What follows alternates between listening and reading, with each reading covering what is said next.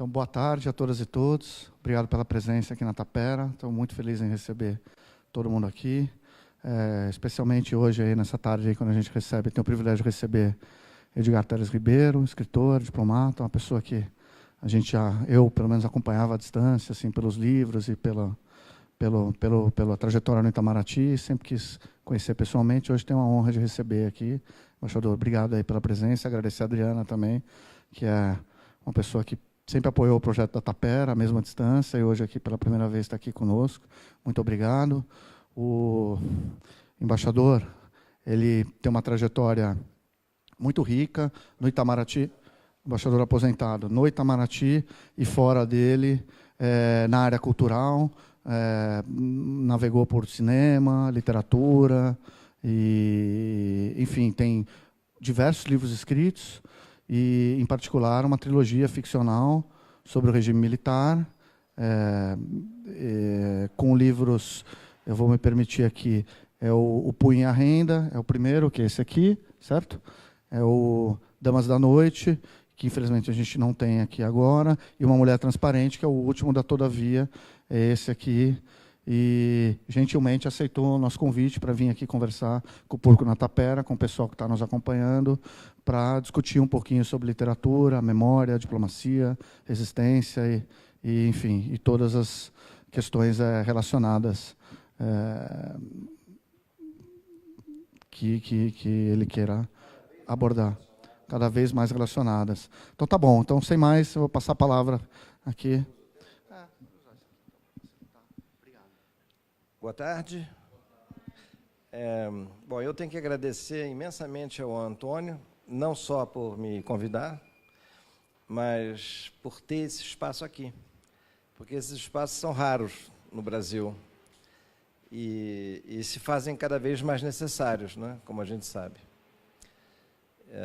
É um espaço, pelo que eu tenho sabido, conversando com amigos meus de São Paulo, aberto a uma pluralidade, né? Uma discussão diversificada de ideias, né? O que faz falta, até mesmo no meio universitário. Eu, depois que me aposentei, eu comecei a falar um pouco em universidades. Falei na USP, em junho, estive na Unicamp na semana passada, e na Universidade Federal do Rio de Janeiro também já tive 2 vezes, e na PUC, no Rio. Aos pouquinhos eu estou tentando me ressituar na realidade brasileira, em termos de como escritor, né? Porque, quando eu era diplomata, eu passei muitos anos fora. Da última vez eu cheguei a passar mais de 15 anos fora, com pequenas vindas, né? Então, eu lançava um livro, tirava férias, lançava um livro, e ficava um pouco no Brasil, ajudando um pouco o livro, ia embora, e, inevitavelmente, o livro afundava, né? Porque o livro, sobretudo com um escritor desconhecido, ele precisa ser amparado pelo escritor. O escritor tem que trabalhar o livro, tem que ir falar no rádio, se houver uma chance, falar na televisão, frequentar o circuito universitário, essas coisas todas. E eu, estando ausente, eu fazia isso quando eu estava aqui, e, ausente, o livro desaparecia um pouco. Mas, depois que eu me aposentei, que foi em 14, eu comecei a retrabalhar, um trabalho assim de resgate desses livros, e que é um trabalho que me dá uma grande alegria, porque me recoloca em contato com as pessoas jovens, né, do circuito universitário, que é onde está a energia do país, né? E eu, com isso, também me retroalimento, porque eu escuto coisas positivas, às vezes negativas, em termos de ideias e tal, e é o que acontece, eu imagino, aqui, na Tarepá, por causa da diversidade de visões que, claro, que eu imagino que exista um certo consenso ao redor de temas essenciais, mas haverá espaço para também para o diálogo, né? Que é o que acontecia quando eu era muito jovem. Quando eu era muito jovem, eu me lembro de debates em que pessoas muito conservadoras tinham espaço também. Assim como existiam políticos conservadores de grande nível no Brasil. Então, você tinha o centro, você tinha um centro-esquerda, você tinha uma esquerda, mas na direita você tinha homens ilustres. Afonso Arinos era um grande, enfim, político, Adalto Lúcio Cardoso, nomes que terão sido familiares para vocês no tempo dos avós de vocês. Aos poucos, a direita foi, quase sempre, concentrando um tipo de radicalismo muito medíocre, porque são pessoas que não leram nada, que não viveram quase nada e que trazem para o debate só o lado agressivo que, infelizmente, os extremos também têm, tanto a direita quanto a esquerda. Então, daí que, para fechar essa introdução, eu acho que um lugar como esse é uma semente para a discussão plural, que incorpore todos os segmentos de pensamento, no objetivo de enfrentar os desafios que são inúmeros, né? De modo que eu fico muito grato, Antônio, para encerrar esse introito, pela oportunidade de estar aqui. Eu, como ele mencionou, eu fui diplomata, né? E eu chego à literatura amparado também por essa experiência que eu tive de viver em vários países, né? No meu caso, ainda mais, acrescida pelo fato que meu pai também era diplomata. Então, eu, desde criança, eu viajei muito, vi muitos países e tive acesso a muitas culturas. E aprendi a me mover em cenários em que as fronteiras não eram importantes. Elas existiam como referências, elas eram quase que referências cartográficas, mas elas não existiam na minha realidade de criança e de adolescente. Na Europa, por exemplo, como vocês sabem, a gente cruza, e cruzava na minha época de criança, 2 ou 3 países no mesmo dia. Você pode acordar na Suíça, almoçar na França e dormir na Itália. Então, esse exercício meio caricato, ele é importante para uma criança ou para um adolescente, porque a percepção de que as fronteiras realmente não existem e que os homens e mulheres são iguais em seus anseios, seus problemas, suas lutas e suas vulnerabilidades. Isso eu trouxe comigo para a minha literatura. Quando eu comecei a escrever aspas, um pouco tarde. Eu lancei o primeiro livro com 45 anos. No meu caso, isso me ajudou, porque quando eu comecei a escrever, eu já tinha tido uma vida e também tinha desacelerado a ansiedade criativa, digamos assim, aquela coisa que o jovem tem, e é bom que tenha, de produzir uma coisa que faça uma grande diferença. Eu, quando escrevi o primeiro livro, não estava querendo fazer nenhuma diferença. Eu estava querendo descobrir onde é que essa história na qual eu estava empenhado ia me levar. Eu estou falando um pouquinho de mim para chegar à trilogia sobre a ditadura, porque a gente não chega a escrever sobre ditadura por acaso, né? Então, estou contando um pouco essa historinha. Quando eu escrevi o primeiro livro, foi inteiramente por acaso. Eu estava escrevendo um texto que eu queria submeter ao Eduardo Escorel, um cineasta brasileiro importante, da época do cinema novo, que é amigo meu, e eu achava que ele poderia pegar essa história e fazer disso um filme. Eu comecei a escrever, e fui escrevendo, e acabou virando um texto muito grande, um romance. E eu vi, poxa, eu escrevi um romance, eu não sabia que isso tinha acontecido. E aí eu mandei, em vez de mandar para o Escorel, eu mandei para um grande intelectual brasileiro, que era uma pessoa muito chegada a mim, a minha família, que é o Antônio Wise, e ele me disse, não, isso é bom. Eu escrevi para ele assim, olha, por favor, não me deixe tentar publicar uma porcaria. Eu não sei, eu gostei de escrever, mas eu não sei se isso é bom, né? Me diga o que é antes que eu me submeta ao ridículo de ser rechaçado por 10 editoras e tal. Ele disse, não, é bom e eu posso te ajudar a conseguir uma editora.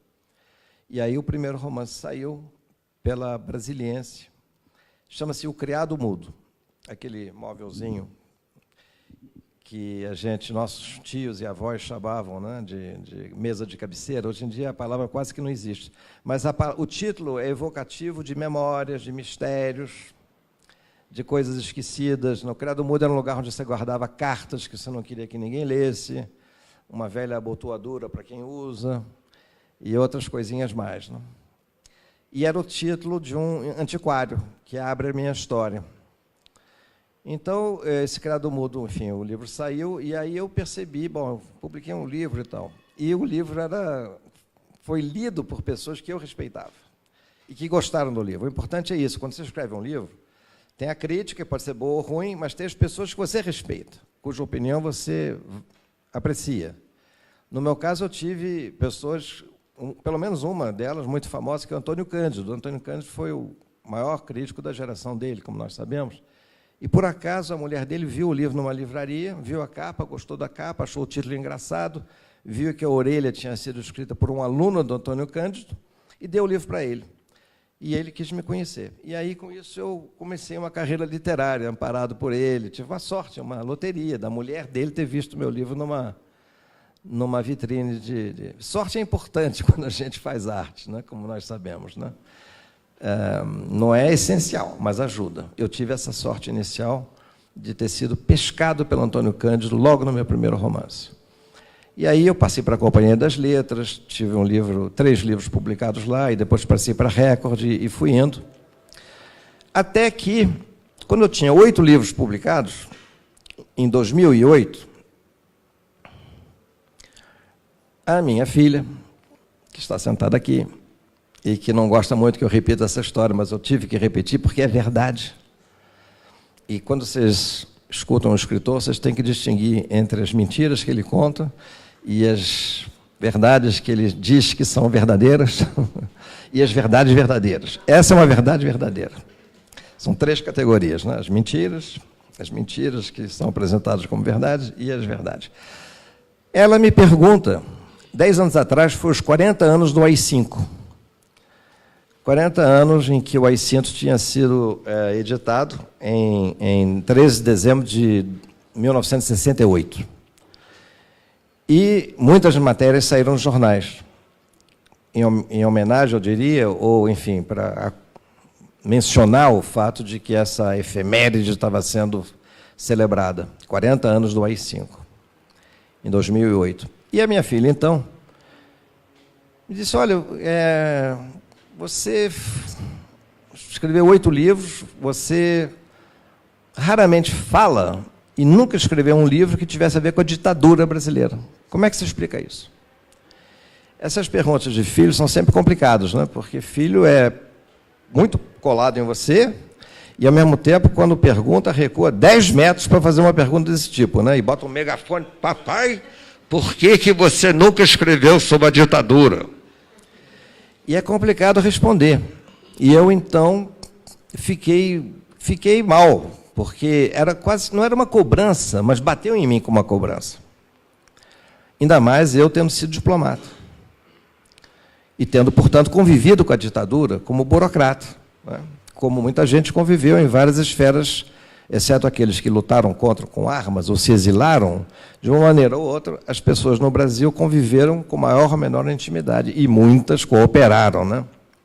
Felizmente não era meu caso, eu fiz uma carreira pela área cultural do Itamaraty, fui para postos super discretos. O primeiro posto bom que eu peguei foi quando voltou a redemocratização, que eu fui pela primeira vez para um posto considerado bom, que era Nova York. Fora isso, eu fiquei meio nas bordas da carreira. Como meus colegas agora provavelmente vão ter que ficar nesse governo novo que se inicia por aí.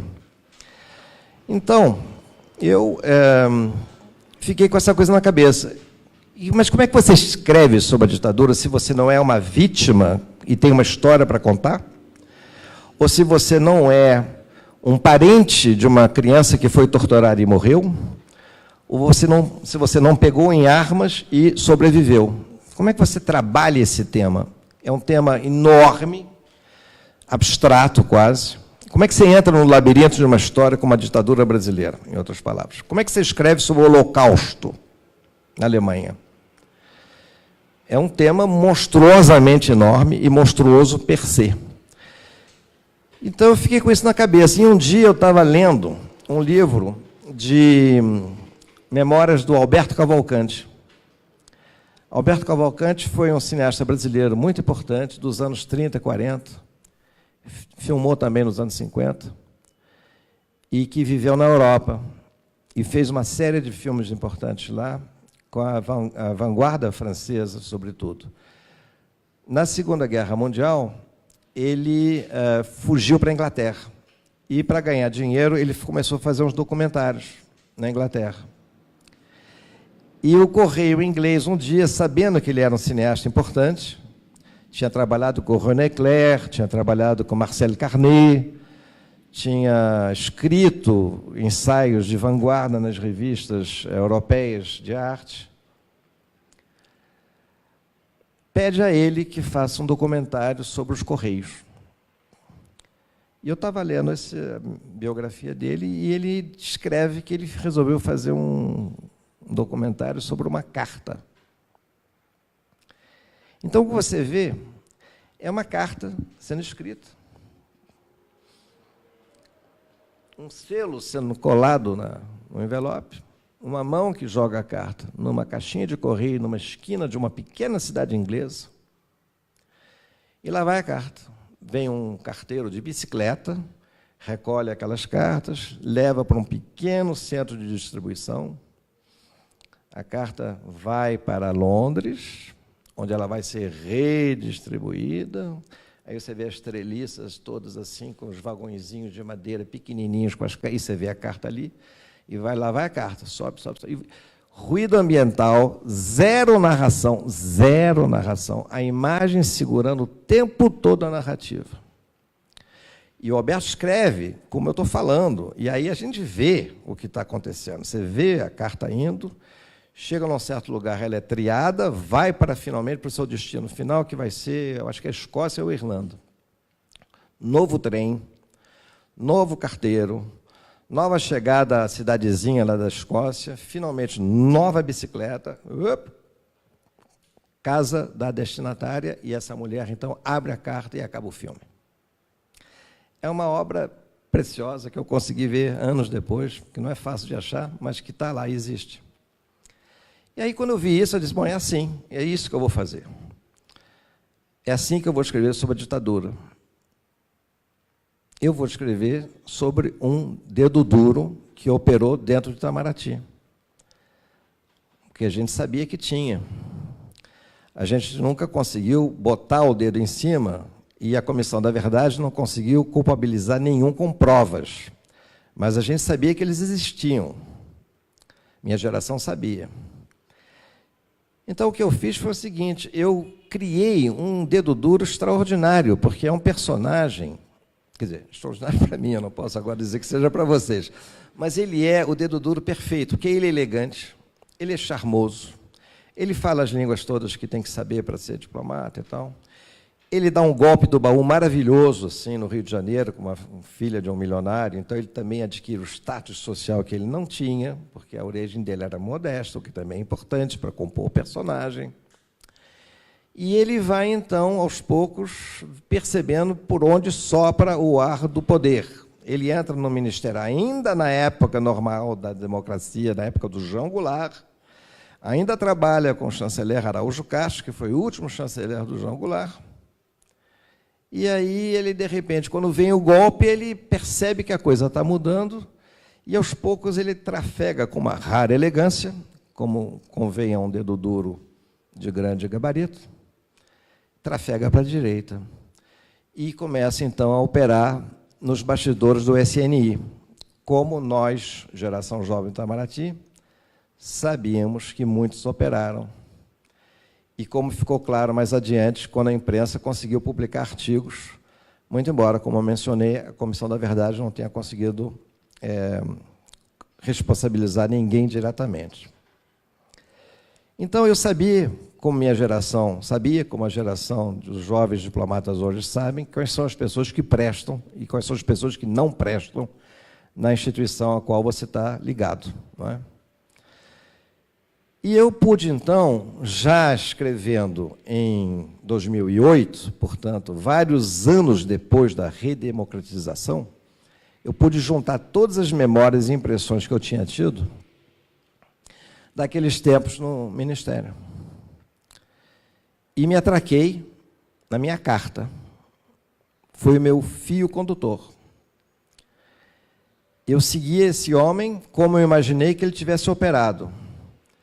E com tamanha intensidade, por ter sido eu um testemunha ocular, não de pessoas físicas que eu pudesse lidar, mas de atmosferas, impressões, segredos, silêncios, rodas que se desfaziam quando a gente chegava, e aí os mais velhos calavam a boca, de um clima de opressão que prevaleceu na administração pública brasileira, total, em todos os ministérios, e com mais razão ainda no Itamaraty, onde o mistério e o segredo são muito presentes, porque relações internacionais se fazem em bases confidenciais.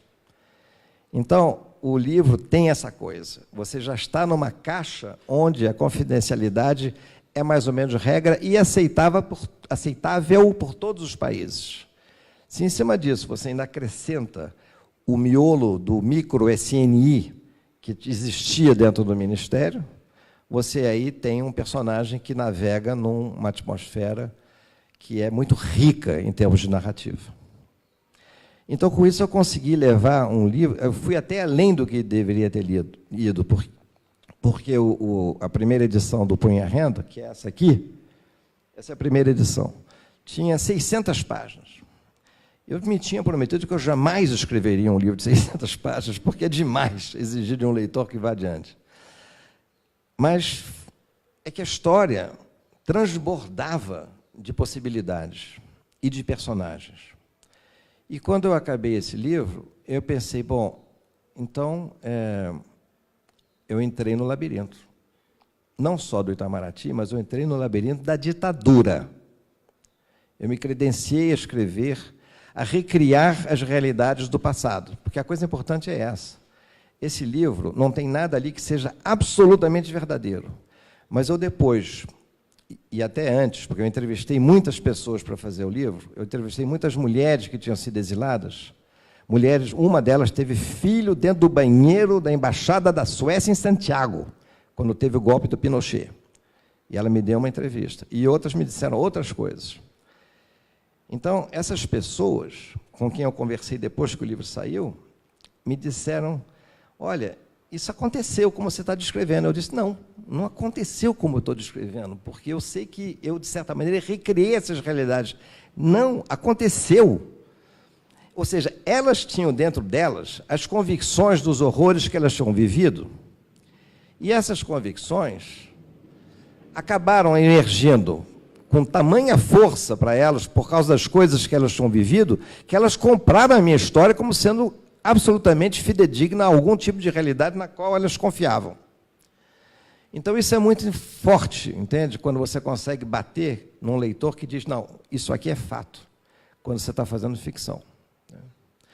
E, com isso, eu fiquei pensando se eu não deveria, então, ampliar o leque do que eu tinha feito, e escrevi um segundo livro, que se chama Damas da Noite. E aí eu peguei como, em vez do dedo duro, eu peguei um jornalista, um velho jornalista, já se aposentando, e que rememora a fase da vida dele em que ele vendeu a alma ao diabo.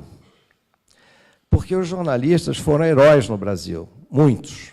Mas, infelizmente, como sabemos, um grande número, se não a maioria, hoje escondida, talvez, vendeu a alma ao diabo, para ter acesso, para chegar às redações, para chegar a ser chefe de redação, para chegar a ser próximo dos irmãos Marinho, para chegar a algum lugar, venderam a alma ao diabo. Escreveram matérias que, se não eram falsas, eram meio anfíbias, podiam ser interpretadas como favoráveis aos regimes militares.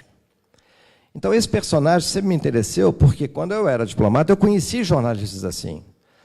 Jornalistas que pareciam brilhantes quando jovens e que 10 anos depois, quando eu revia, estavam muito bem vestidos, muito bem trajados, com excelentes automóveis, e você ia ler os textos, eram tão bons quanto os automóveis. Eram na medida dos ternos e das gravatas que eles agora usavam, entende? E aí você, sabe, dava aquela murchada e vinha a pergunta, e você como vai? Eu digo, eu vou mal, eu vou muito mal. O que houve? Não, é que eu comi uma feijoada ontem, você me desculpe. Então, eu conheci esses jornalistas. Não foi tão difícil eu trabalhar em cima de um personagem jornalista idoso, aposentado, olhando para trás e sabendo que vendeu a alma ao diabo. Não foi uma impossibilidade. Mas, uma vez mais, era uma realidade recriada, não é? E uma vez mais, eu ouvi de pelo menos uma pessoa, não, eu conheço esse teu personagem. Bom, aí eu achei que já tinha feito o que eu tinha que fazer sobre ditadura brasileira, porque eu também não queria ficar escrevendo sobre esse tema, porque eu sempre me considerei um contador de histórias, né? Eu disse para vocês que eu tinha feito 8 livros antes, então eu sempre contei histórias, do tipo Era Uma Vez. Eu fiz ficção mesmo, o tempo todo, a não ser quando eu entrei nessa seara. Mas aí surgiu, eu comecei a fazer um conto, há uns 2 anos atrás, ou 3 anos atrás, fiz um conto, assim, um capítulo, que era um conto que deixava a história totalmente em aberto. As pessoas poderiam fazer o que elas quisessem da minha história. E eu fiquei... A gente, quando escreve, às vezes fica muito satisfeito com o que faz, às vezes fica em dúvida e às vezes não fica nada contente, né? Essa eu fiquei muito satisfeito. Assim, puxa, que grande conto. E aí eu mostrei para as pessoas. E as pessoas ficaram assim... E eu percebi que para elas, a coisa de abrir não tinha funcionado. E uma delas me disse, não, você tem que continuar, porque, não, de fato, está aberto, está aí, mas cadê? Cadê o resto? Aí eu escrevi o resto. E é o 3º livro da trilogia. Portanto, não foi mais um livro que eu tivesse planejado escrever sobre a ditadura, mas é um livro no qual uma personagem feminina, que é a chave da história, aparece na página 50. Ela demora para aparecer. E ela aparece. E o livro não é muito longo. O livro tem é esse aqui. Ele tem 160 páginas, esse tanto. Ela demora a aparecer. E quando ela aparece, ela domina o livro. E, uma vez mais, ela nos remete à ditadura. O que me faz pensar que, no fundo, eu fiz uma trilogia, sim, sobre a ditadura, costurada muito tenuamente. Essa é uma trilogia na qual você pode ler qualquer livro em qualquer ordem. Mas o fio condutor é a opressão, é o terror, é o inesperado, é a anormalidade a que nós estamos sujeitos quando você menos espera, que é o que poderá estar acontecendo hoje em dia, em que tudo parecia mais ou menos normal e, de repente, você diz, mas como é que aconteceu essa coisa aqui? E aconteceu. Né? Bom, então, eu agora vou ter que dar uma olhada em umas notas aqui que eu tinha tomado para ver se eu não me perco totalmente, assim. Sim, tinha uma coisa interessante para dizer também, que é o seguinte. Em geral, esses temas surgem muito quando eu falo, assim, e as pessoas às vezes me perguntam. Como é que eu, tendo uma visão do mundo, que era uma visão sempre progressista, convivi e me conciliei com uma carreira diplomática na época da repressão? Então, aí é uma pergunta super válida, é uma pergunta que muitos nos fizemos, né? E eu sou da geração do Celso Amorim. O Celso Amorim foi chanceler de Lula 2 vezes e ministro da Defesa de Dilma, também 1 vez e pouco mais, e é um diplomata de esquerda. E eu trabalhei com ele muitos anos, na área cultural por 3 ou 4 anos, ou mais, 5, e nas Nações Unidas, quando eu finalmente tive esse posto, durante 4 anos também. E a vida inteira nós ficamos amigos. O que Celso fez, e que eu também fiz, e que toda a minha geração de pessoas que pensavam diferente dos militares fizemos, foi submergir. A gente procurou trabalhar em lugares que não fossem identificáveis com possíveis esquemas de extrema-direita. Ou seja, área cultural, área administrativa, promoção comercial, esse tipo de coisa. E procurando ficar dentro de um ministério na base de que, cedo ou tarde, a ditadura acaba. Ela levou muito mais tempo do que a gente imaginava. Mas, cedo ou tarde, os anos de repressão, de opressão ou de, digamos, retrocesso, e pode ser que a gente esteja agora às portas desses anos, eles cessam. E os quadros têm que estar lá. Se você tira de um ministério, se você tira de um ministério da educação, se você tira de um ministério da cultura, se você tira do planejamento, se você tira da Embrapa as cabeças que realmente pensam certo, e eles vão fazer outras coisas por protesto, ou por irritação, ou por falta de saco, Quando esses movimentos negativos acabam, e eles acabam cedo ou tarde, os quadros não estão lá. E o que preponderou foi a mediocridade, entende? Então, a ideia é essa. Isso eu digo sempre para os mais jovens que estão com dúvidas semelhantes. Olha, os quadros têm que permanecer e têm que resistir na medida do possível e têm que estar lá. Alô? Acabou. Olha só que hora para acabar o som.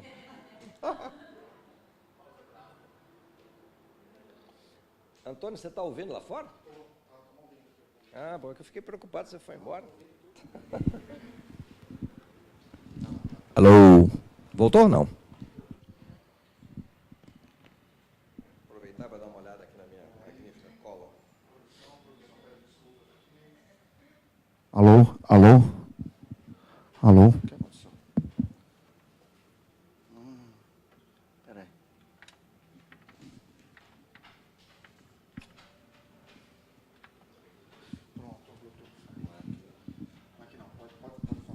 Alô?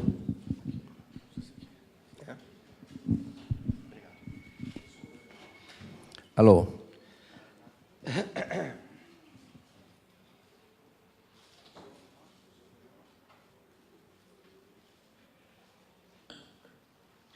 Então, os quadros têm que estar lá, a não ser, evidentemente, que você tenha uma oferta melhor de trabalho para trabalhar pelas ideias progressistas nas quais você acredita em outro local. Aí é claro.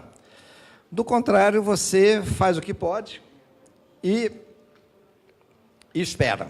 Eu tenho a impressão que em todos os ministérios, todas as autarquias, na iniciativa privada, todo mundo que se opunha ao regime militar e que não teve condições de se exilar ou de pegar em armas, que eram alternativas, digamos, complicadas, terá resistido de uma maneira ou de outra, nem que fosse vocalizando a sua oposição.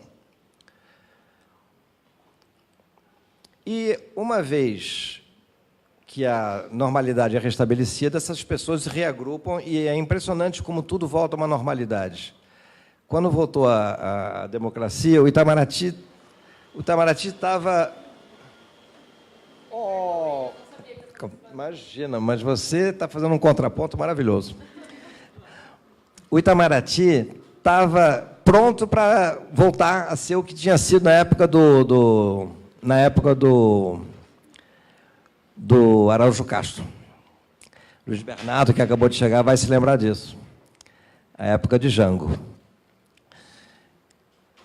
E continuou como se nada tivesse acontecido, tirando o fato de que foi necessário ver e procurar criminalizar quem tinha trabalhado de uma maneira, digamos,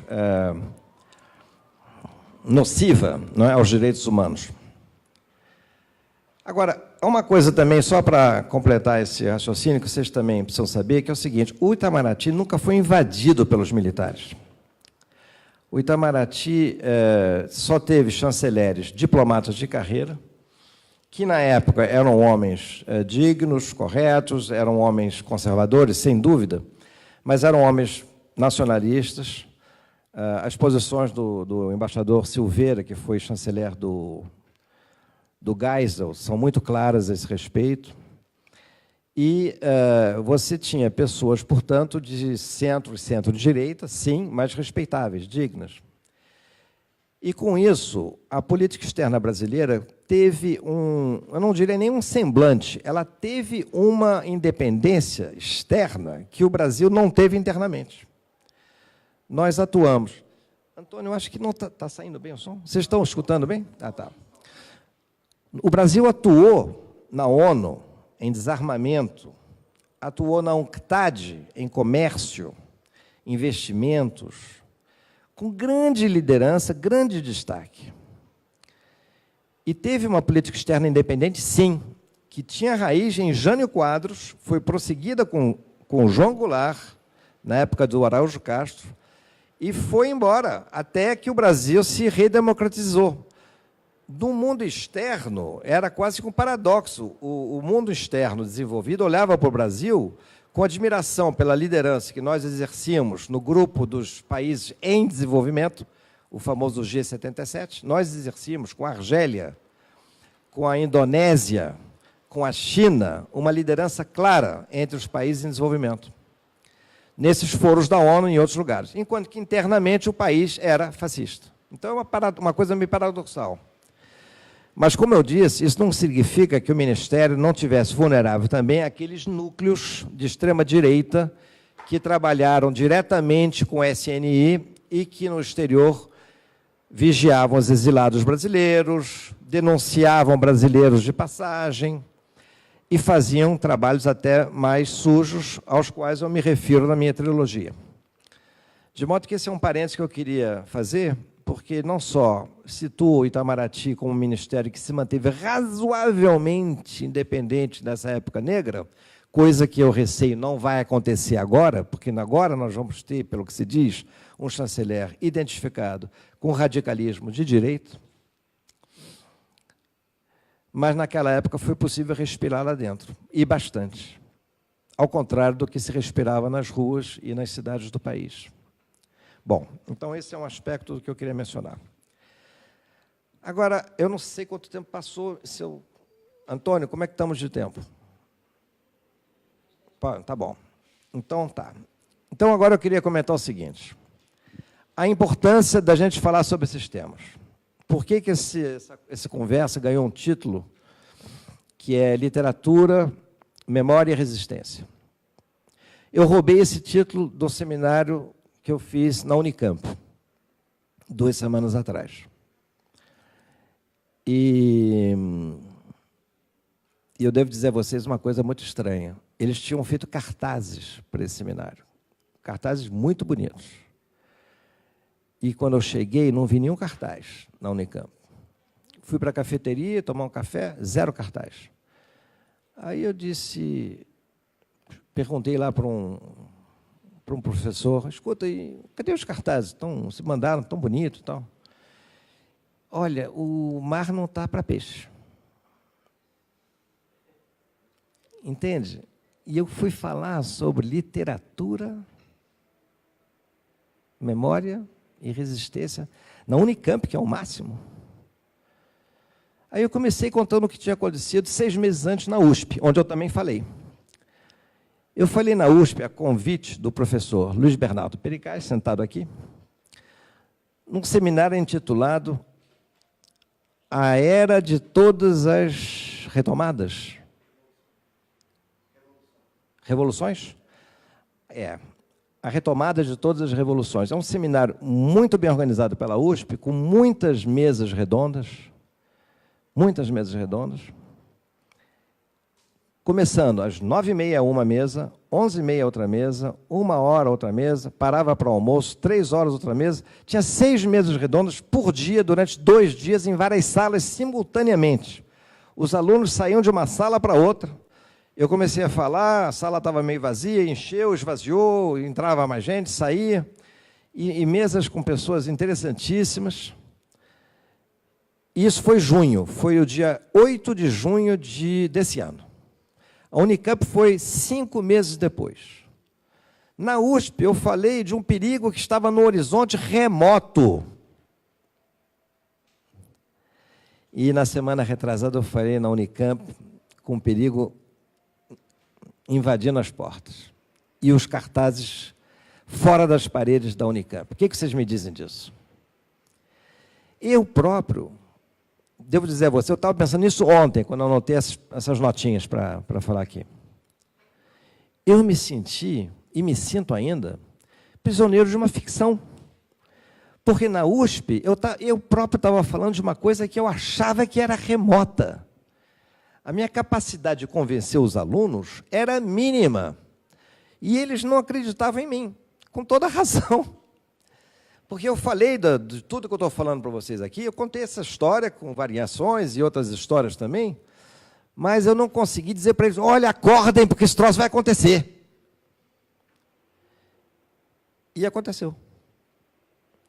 Então, quando eu fui para a Unicamp e vi que os cartazes não estavam nas paredes, e eu disse para os rapazes e moças, jovens, assim, de 18 a 25 anos, e perguntei, escuta, vocês estão acordados? Vocês estão vendo o que está acontecendo e tal? E eles agora tinham uma certa noção de que a coisa ia apertar. como vai apertar, como a gente já sabe, né? Basta saber quem é indicado para ministro da Educação, quem é indicado para ser chanceler, quem é indicado para isso, para aquilo, você sente que o cerco vai apertar? E vai apertar, e é isso que eu queria chegar, vai apertar sem que os tanques andem 1 quilômetro nas ruas, não precisa de tanque na rua. Essa questão da democracia ser minada, solapada, ela é solapada por dentro. Ela é solapada legalmente. Daí a importância de pequenos núcleos de resistência e de pluralidade.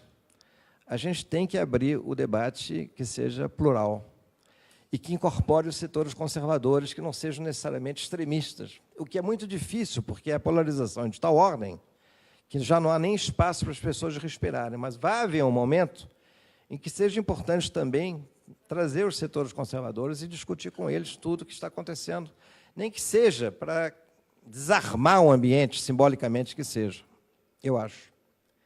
Não sei se eu sou uma minoria nisso.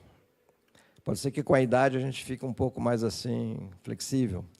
Mas eu acho que se não se conversar com a direita ou com os setores conservadores, essa polarização vai continuar e vai servir à direita. Esse que é o pior. Porque vai gerar mais reação, vai gerar, eventualmente, incidentes, e os incidentes é tudo que a extrema-direita necessita para radicalizar pelo lado deles. Não é? Então, a ideia de que a ditadura vai chegar com uma cara de ditadura, não precisa. A ditadura se infiltra nas multinacionais. A ditadura se infiltra através dos investimentos internacionais, que começam a jorrar. A ditadura se infiltra até mesmo quando a bolsa deixa de ser especulativa e o dinheiro fica solidamente ancorado junto à economia brasileira no pré-sal. Então, não precisa mais fazer investimento especulativo, tem que entrar pelo pré-sal, que é legal, vai ser legal, vamos mudar o pré-sal. A ditadura existe quando as redes sociais poluem o ambiente de tal forma que você já não sabe o que pensar sobre que assunto. E você navega lá dentro como se você tivesse tomado um ácido. E a mídia vai morrendo. Aqui em São Paulo vocês têm a Folha, mas não vão ter por muito tempo. O Frias faleceu, sabe lá o que vai acontecer? Eu já sinto a Folha totalmente ambivalente. No Rio não tem jornal de oposição. Eu escrevo no JB, que ressuscitou. Mas tem poucos leitores. E lá eu tenho algum espaço. Aqui eu não sei até quando vocês vão ter jornal, daqui a pouco não vão ter. E aí vai ficar as redes, e vai ficar essa mídia que é caótica, propositadamente caótica. Até você conseguir separar o joio do trigo, e o joio é minúsculo, tipo pepitas de ouro, assim, perdidas no enorme Saara. Não, é o trigo. O trigo que é perdido, o joio é que abunda. Você perde um tempo e uma energia enorme nessa busca. E o judiciário, no qual a gente não confia, e um Congresso que não nos representa. A ditadura não precisa de tanques. Ela se serve de todas essas avenidas e 10 outras que a gente possa inventar aqui agora. E os núcleos de resistência também têm que funcionar olhando para essa paisagem abstrata, porque é uma paisagem abstrata. Não sei se vocês conhecem ou gostam de um pintor americano chamado Jackson Pollock, que é um expressionista abstrato, que entrou muito na mídia brasileira recentemente, porque um quadro brasileiro do Museu de Arte Moderna estava à venda lá num leilão em Nova York para fazer caixa, né? O Jackson Pollock fez aquela pintura drip painting, né? Que ele jogava tinta assim e tal. Quando eu vejo as redes sociais hoje em dia, e vejo o que elas produzem, e olho assim, meio vagamente, sei mais por causa de filhos que me falam, eu vejo uma tela do Pollock, sem a beleza, evidentemente. É uma grande abstração. Então, onde é que a gente vai buscar informação se não for em núcleos como aqui? Ou no debate que possa seguir a conversa que a gente está tendo, e onde outras conversas possam crescer. Tem que ser assim, até que outra coisa surja. E vão surgir outras coisas, felizmente, porque há uma dinâmica também na vida, né? E essa dinâmica é cheia de surpresas. Se não fosse surpresas, não haveria arte. E se não fosse arte, nós não estaríamos aqui. Muito obrigado.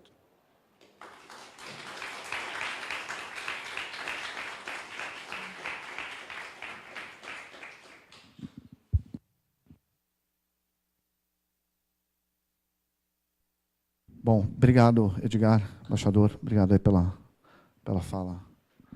Acho que é muito importante para a gente do Itamaraty ouvir, para as outras pessoas também, enfim, acho que é essencial aí. Obrigado aí por tudo. A gente vai abrir aqui, então, para comentários, perguntas, dúvidas, angústias, elogios, críticas. Mariana, a gente pode puxar aqui umas 3, aqui primeiro, e depois a gente tem aí ao lado uma prancheta para você.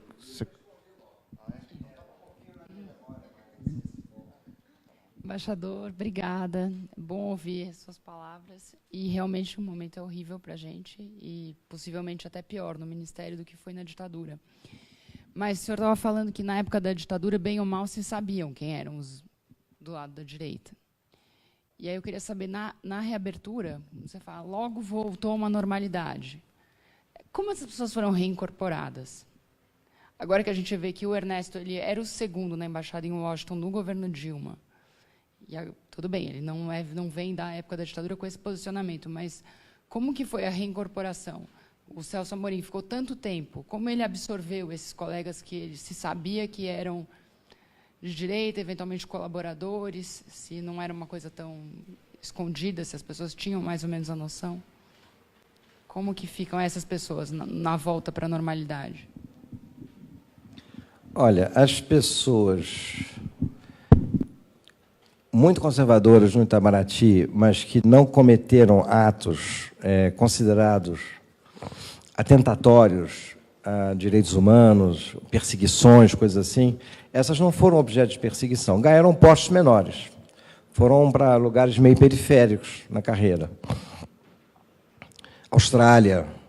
O mais famoso de todos foi ser embaixador na Austrália e ficou lá 16 anos, porque não conseguia outro posto. Não passaria no Congresso.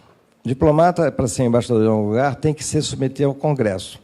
Essa figura que foi ser embaixador na Austrália, que era uma das pessoas mais conservadoras do Ministério, mas a qual não se imputam atos nocivos aos direitos humanos, mas sim, digamos, uma ideologia de extrema-direita, esse senhor foi parar na Austrália e, depois disso, não conseguiu mais posto. Ele ficou 16 anos na Austrália. Aí os ministros diziam, olha, fulano, é difícil, o Congresso, não, você vai querer passar pelo Congresso e ser cortado no Congresso, e sair em todos os jornais, você foi cortado porque era de direita? Aceita um consulado. O consulado você pode ir sem passar pelo Congresso.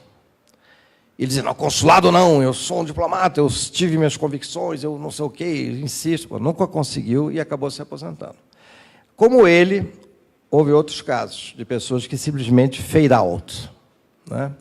Bom, aí você tem as pessoas que, como o meu personagem, navegaram tão bem as transições, inclusive reemergiram na democracia. Essa que é a graça dos grandes gênios do mal.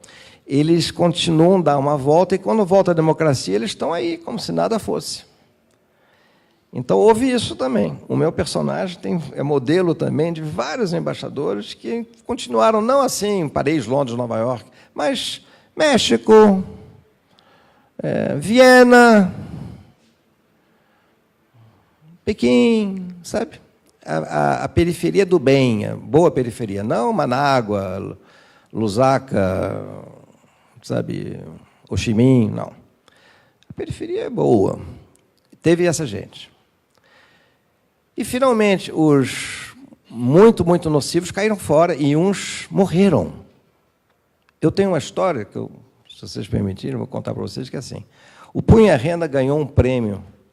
Eu ganhei alguns prêmios na minha vida literária, apesar de estar lá no submerso, então, eu ganhei 2. Eu fui finalista 2 vezes no Jabuti, ganhei um prêmio da Academia Brasileira de Letras para um romance, e ganhei esse prêmio ao qual vou me referir agora, que é o prêmio do PEN Clube. O PEN Clube é um prêmio que é interessante. Ele não é conhecido no Brasil, não é muito conhecido no Brasil, mas ele tem uma enorme repercussão internacional, porque em todos os países ele é dado por escritores. São os escritores que dão o prêmio. Todo país tem uma comissão do PEN Clube, que varia a cada 2 anos, e eles, então, escolhem o livro do ano. Eu ganhei com o Punha Renda. Eu ganhei em 2011. O livro saiu em 10, ganhei em 11. E fui à cerimônia do PEN Clube para receber o prêmio. Quando acabou a cerimônia, e as pessoas super gentis e tal, eu estava sozinho uma certa hora, porque é assim, você ganha um prêmio, você é muito festejado e depois você é imediatamente esquecido, né? Então, eu estava sozinho com meu copo ali num canto e tal, aí vem uma senhora, assim, tira uma linha reta para mim e diz: parabéns pelo seu livro, eu sou a viúva, e dá o nome de um diplomata que tinha feito horrores dentro do Ministério, de direita, perseguido e tal, e que tinha morrido no dia da anistia. Vocês acreditam? O cara, com 45 anos, teve um ataque cardíaco no dia da anistia. E todo mundo sabia que esse cara, sim, ia ser preso. Ele tem um ataque cardíaco e morre. E ela diz: eu sou viúva do Max. O personagem principal desse livro chama-se Max. Eu sou viúva do Max. Aí eu digo: mas olha, o Max é uma colagem. O Max são vários Max, de vários tamanhos e características. Não, ela disse: eu sou viúva do fulano, e deu o nome do cara, entende? Aí eu vi que não havia dúvida que para ela era ele, entende? Não tinha como fugir da coisa. Então, essa coisa é muito forte, né? Então, para voltar à sua pergunta, as pessoas...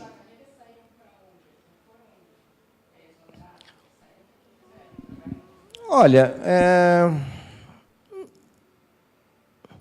para te falar a verdade, eu perdi um pouco de vista, mas eles desapareceram. Sabe quando desaparece, até mesmo dentro da carreira, e acabam agregando, acabam escapulindo para uma coisa secundária, acabam tendo um tio que é milionário, vai para a iniciativa privada, e depois eu volto, sabe? Meio que desapareceram, assim. E não eram muitos, era assim, ele chefiava a DSI, Divisão de Segurança e Informações. Alguns estavam próximos de poder, não foram promovidos, sabe? Era uma raia miúda que foi... Mas uma boa número ficou, como eu te mencionei, né? Ficou e tal, conseguiu, enfim. O Itamaraty tem uma coisa um pouco corporativa que me deixa doente, pessoalmente, né? Mas, desde que você não consiga provar as coisas, fica um pouco difícil você criminalizar a pessoa, né? Esse que morreu foi criminalizado pelos deuses, né?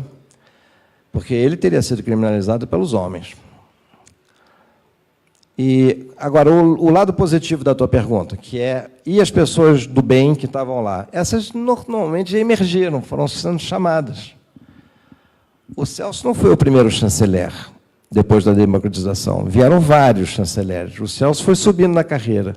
Ele, na época da democratização, ele foi trabalhar com o Renato Archer, em ciência e tecnologia, depois fez não sei o quê, foi voltando à tona, né? E aí, quando veio o PT, porque nos governos do Fernando Henrique, ele já estava visível, mas como um jovem diplomata, seus 50 anos e tal. E aí, quando veio o governo do PT, por uma afinidade ideológica dele, eu também, evidente, eu fui chamado para ser chefe do departamento cultural. Eu estava lá no Raiko Park, estava na Malásia. Não tinha nem um ano na Malásia, me recebi um telefone: você vai chefiar o cultural. Eu vim. E passei 3 anos na Esplanada chefiando o departamento cultural, trabalhando. Meus interlocutores eram maravilhosos, porque tinha o Ministério da Educação e Cultura, e tinha, sobretudo, o Gilberto Gil no Ministério da Cultura, entende? Então, a gente fez um ano do Brasil na França, e 1000 coisas assim fascinantes e tal. E as pessoas foram voltando, foram chegando, você sabia, o Celso e o Samuel conheciam todo mundo, né? Foram dando as chefias e tal. E agora vão ser, os que sobreviveram vão ser todos perseguidos, evidentemente, porque a gangorra, né? Como dizem os gringos, never a dull moment, né? Nunca um momento à toa, nunca um momento fácil. Alô? Então, vamos pegar mais uma pergunta aqui. Professora Sucalil, aí fora, se quiser fazer uma pergunta, também uma intervenção, fica à vontade aí também, quem está aqui fora. Primeiro, queria agradecer, né, o testemunho. Queria fazer uma pergunta, questão política do Brasil, né? Se o senhor concordaria que houve uma defasagem, uma inércia, né, consequente defasagem nos pensamentos de direita durante e pós a ditadura, e também no pensamento de esquerda durante e após o governo Lula, né, os governos do Lula, e qual seria a influência do positivismo nessa defasagem tão grande assim desses pensamentos, né? Eu não me considero um acadêmico para responder em profundidade a tua pergunta, nem citar textos e citar pessoas que, num campo e outro, possam ser exemplos de uma certa resistência e sobrevivência, sobretudo, no campo da esquerda e da direita. Mas a minha percepção, como escritor e como observador da cena, digamos, internacional, com reflexo na cena brasileira, é de que, infelizmente, a polarização sacrificou muito os dois lados. Muito. Eu comecei, não sei se você estava aqui, eu comecei a falar sobre isso. Quando eu abri aqui a conversa, eu disse que esse lugar aqui era uma semente, era um símbolo. Apesar de nós sermos poucos, mas nós somos muitos, porque as informações circulam. E antes de mim vieram outros, e depois de mim virão mais outras pessoas, e vocês também estão aqui se multiplicando e nos multiplicando a todos.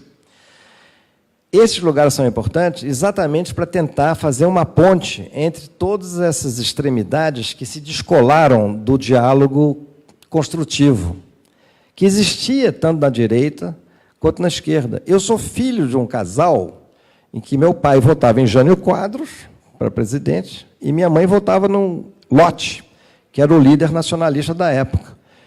E provou-se com o tempo que o Lott teria sido a escolha certa, a escolha necessária para o país, que o Jânio era um louco e levou o país a uma derrocada gravíssima, com consequências, como vocês sabem, nefastas. De modo que, na minha família, você tinha pessoas que pensavam sem brigar, em campos opostos do arco-íris, se você quiser, das cores do sistema político. E que conversavam. Eu cansei de ver na minha casa colegas de meu pai discutindo uma facção e outra, etc. e tal, as vantagens e desvantagens, e observavam um mundo polarizado. Vocês não se esqueçam que estávamos na Guerra Fria. Isso é muito importante ter presente também, que o golpe militar brasileiro se deu no contexto de Guerra Fria. Se deu num contexto em que os americanos tinham uma vulnerabilidade enorme chamada Vietnã. Os americanos estavam perdendo a guerra do Vietnã, e a última coisa que eles queriam é ter, no seu jardinzinho, na América Latina, um segundo Vietnã. De modo que não havia possibilidade, em termos geopolíticos, que os Estados Unidos admitissem aqui um dominó semelhante ao dominó que se anunciava na Ásia, que era aquela ideia deles: cai o Vietnã, vai cair a Tailândia, cai a Indonésia, cai não sei o quê, e um dia cai o Japão. Esse era o grilo deles. E fica tudo com cara de chinês. Grande ameaça. Aqui seria, cai o Brasil, já tem Cuba aqui ameaçando, daqui a pouco o Uruguai está instável, o Chile, então, nem se fala, com aquele comunista do Salvador Allende. De modo que, então, eles fizeram o dominó deles. Caiu o Brasil em 64, caiu a Argentina em 66, a primeira vez, que foi o Onganía. Aí caiu de novo a Argentina, teve o peronismo durante um certo tempo, caiu de novo a Argentina com Videla, a Argentina teve um bicampeonato de direita. Caiu o Uruguai e caiu o Chile, e com reflexo no Peru e na Bolívia. E o dominó foi o dominó que os americanos desenharam, para se defender de um dominó que eles estavam perdendo, ou achavam que estavam perdendo lá de lá. Que era um erro deles, nunca houve dominó nenhuma na cabeça do Ho Chi Minh. Eles queriam a independência do país deles, só isso. Mas, para voltar a você e concluir, dar espaço se alguém mais tiver alguma pergunta em havendo tempo. A minha esperança é que, passado esse momento de polarização, os grandes intelectuais brasileiros que existem nos dois espectros consigam respirar e consigam fazer com que as pessoas respirem ao lado deles. Não é provável que isso aconteça, porque nós estamos invadidos por uma mediocridade de tal ordem, em termos assim dos poderes dominantes, e a escolha do Ministério da Educação ontem é um exemplo claro disso, e uma tristeza profunda, né, para todos nós, que não haverá incentivos para que esse diálogo aconteça. Eu acho que interessa à extrema-direita polarizar e manter a polarização.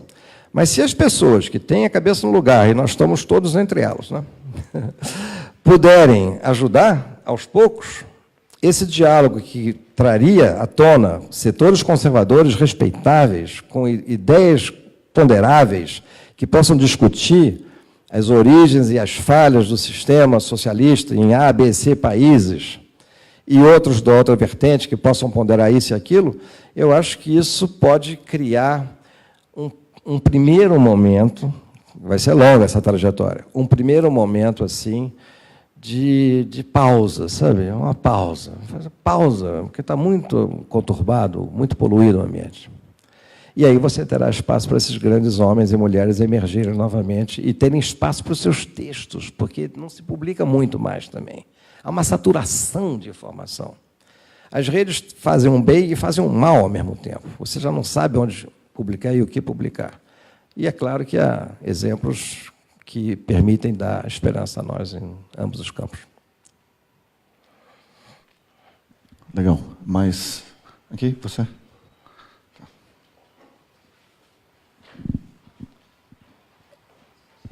Tá. Boa tarde, Samuel. Edgar, permita-me chamar-lhe assim.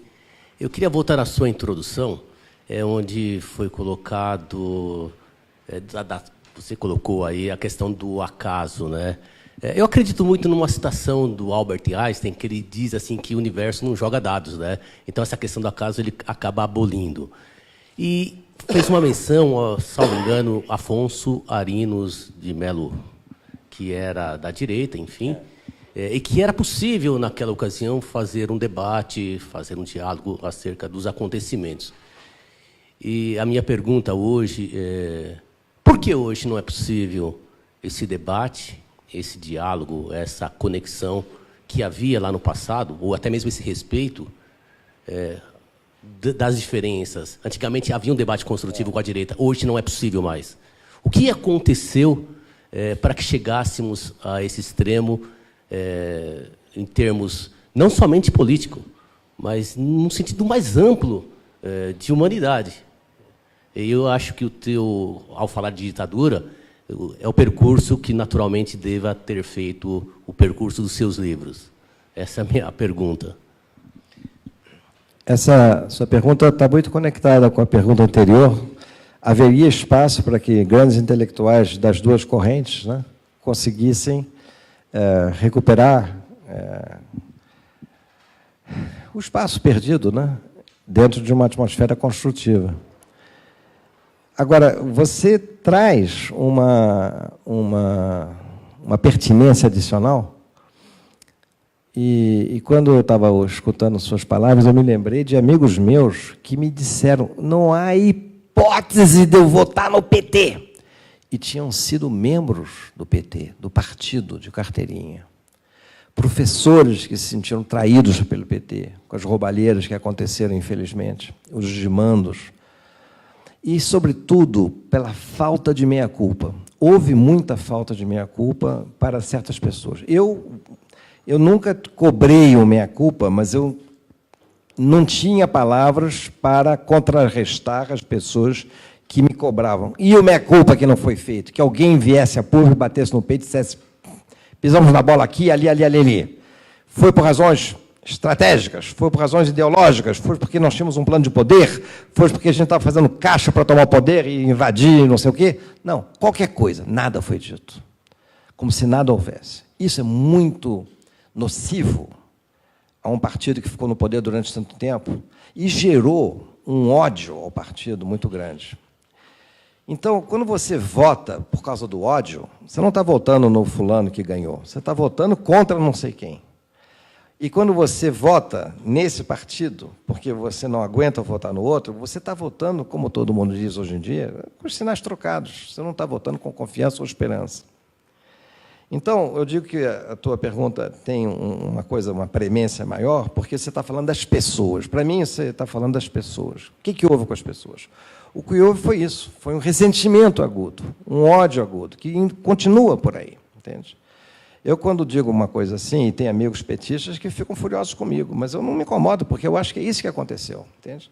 Eu não, quer dizer, falar mal da direita hoje em dia é fácil. O que é necessário é tentar ver criticamente o que aconteceu com o partido que nos deixou na mão, entende? Eu acho. E isso vai demorar tempo. Esse ódio vai demorar tempo a ser apagado, porque ele vai ser manipulado daqui para frente pelo poder constituído, o poder eleito. Eleito nunca pela maioria que eles estão pregoando, porque a gente sabe que teve muito indeciso, que, somados os votos do Haddad, superam largamente os votos que foram dados a essa família que está aí agora. Mas eles ganharam, não há a menor dúvida. E vão manipular o que vier pela frente, já estão manipulando vários assuntos. Né? A esperança, para mim, vem do fato que eles são extremamente despreparados. Né?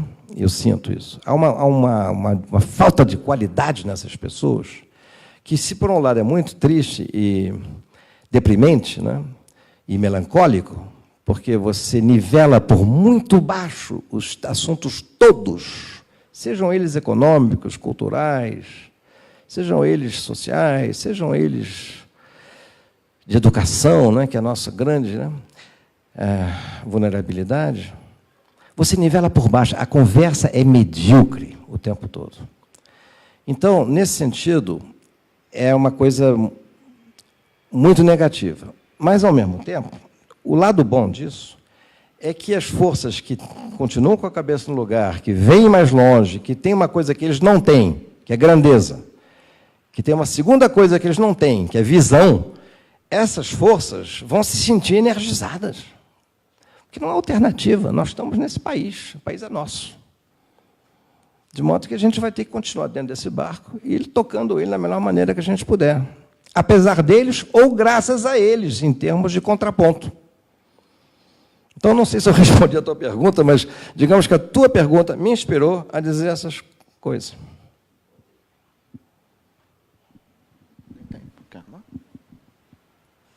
Vamos lá, tem mais um tempinho. Tudo bem? Para mim está ótimo.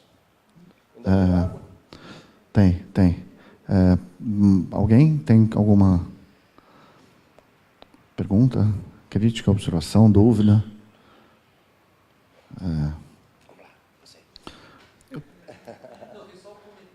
Sim. Então. Meu nome é Tiago. Só um comentário, porque no início ele disse que os livros partiram da pergunta da filha, né? Se a filha acha que os livros estão à altura de uma boa resposta do que foi a ditadura.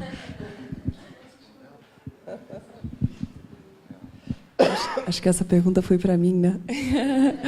Bom, eu lembro que tinha um livro que começaria com uma frase que depois ele tirou, que era assim: qualquer semelhança com pessoas verdadeiras terá sido uma mera tristeza.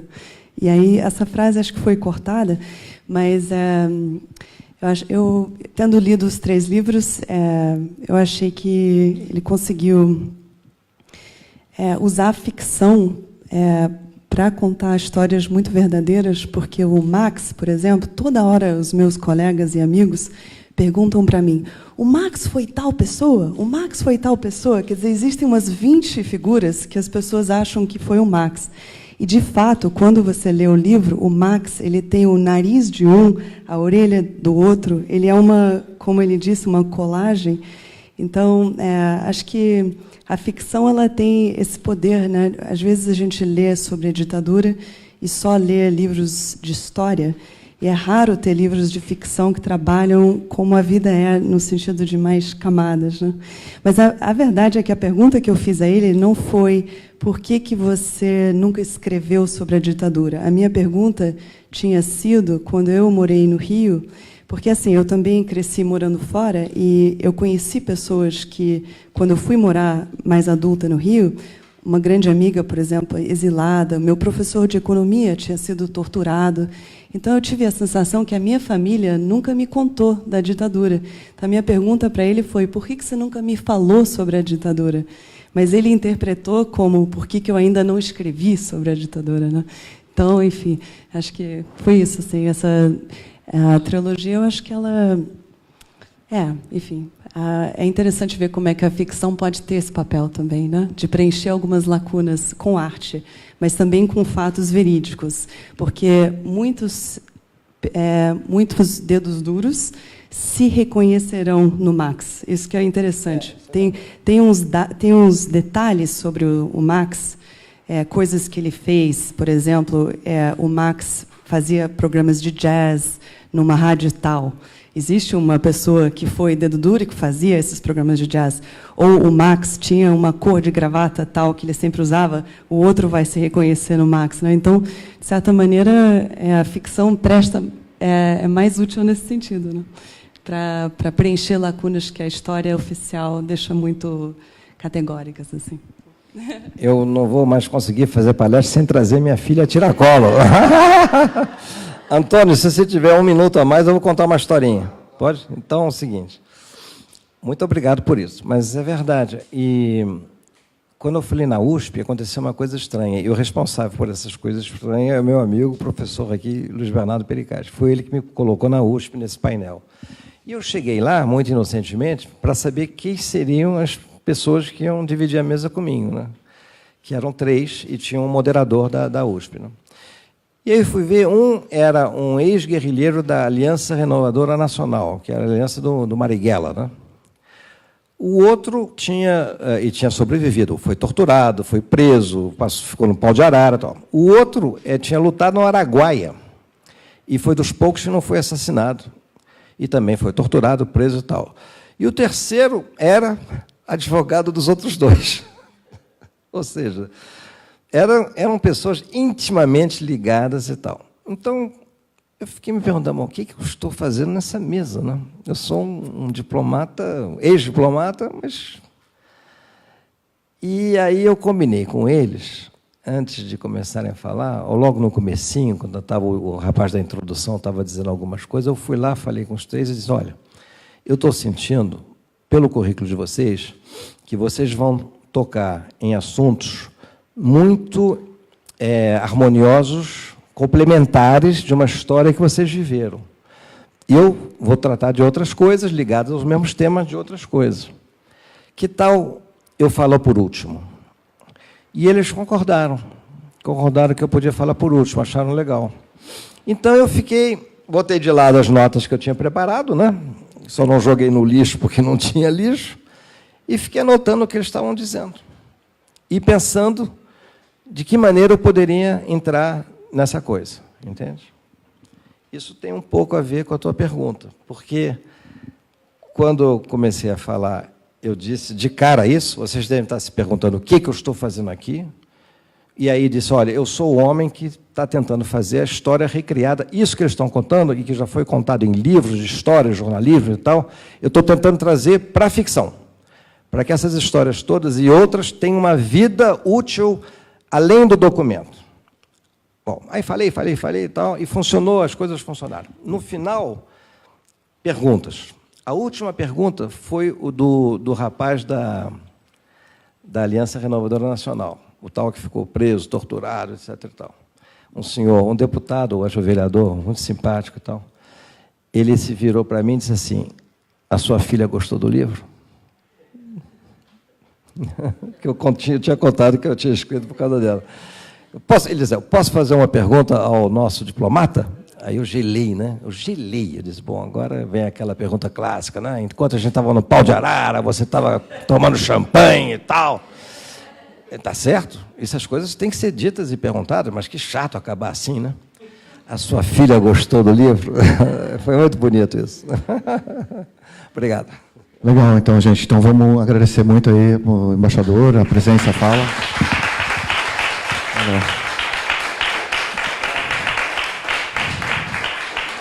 Valeu, o pessoal que acompanhou aí fora também. E agora a gente tem um tempinho, se alguém quiser dar um autógrafo, do Edgar, e bater mais um papinho, a gente tem uma meia horinha aí antes do evento das 4 aí. Tá bom? Valeu, gente.